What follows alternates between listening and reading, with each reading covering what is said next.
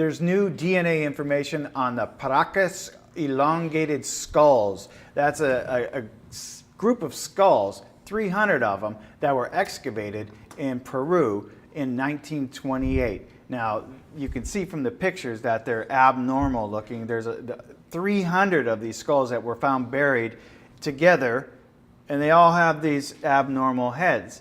And so my first reaction when I saw this was, oh, but there are some cultures where this is considered beautiful, and cultures actually elongate their skulls. Yes. But tell us a little bit about why that is not the explanation for this. Well, this is what they're finding. First of all, in regards to that, the capacity inside the skull is larger than a normal human skull. So if they were to do that, what you're talking about, it would reshape the skull, but it wouldn't change the volume of the brain inside the skull. These are 25% larger and 60% heavier. That much. Ooh, 60%.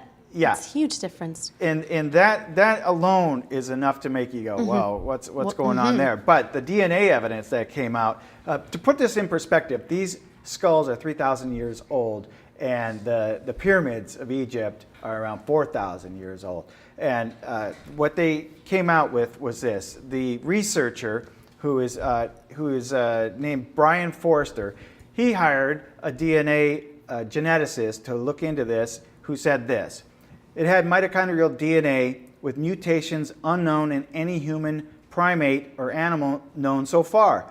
But a few fragments I was able to sequence from this sample indicate that if these mutations will hold, we are dealing with a new human-like creature, very distant from the Homo sapiens, Neanderthals, and Denisovans. I am not sure it will even fit into the known evolutionary tree. What?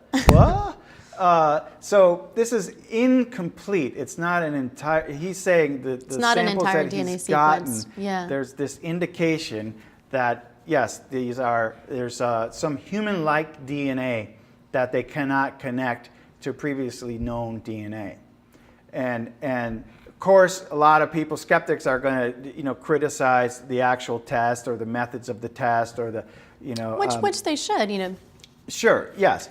But even the part about the volume of the brain and the weight of it is enough to make me lean in the direction of like, okay, there might be something there. Even visually, I mean, these things look photoshopped. They're so unlike any human skulls. Like so incredibly long. Yeah, and there's the 300 of them, the entire population of this area.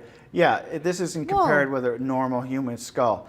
And as you said, the skull modification that certain cultures do, some suggest that it is to emulate this older civilization because they were superior in a way. So the elite would try to make themselves look that way. That's what's being supposed. I'm not saying I believe that, so don't go flaming me down in the comments, all right? Forster says this: from the doctors that I have spoken to, they have said that you can alter the shape of the skull, but you cannot increase the size of the skull. The skull is genetically predetermined to have a certain volume.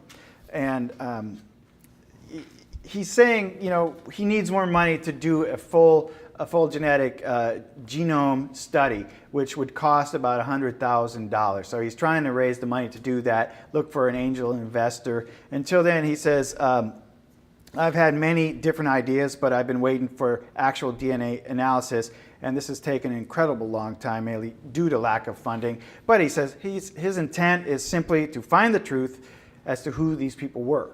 I find it fascinating. Absolutely. I want to know.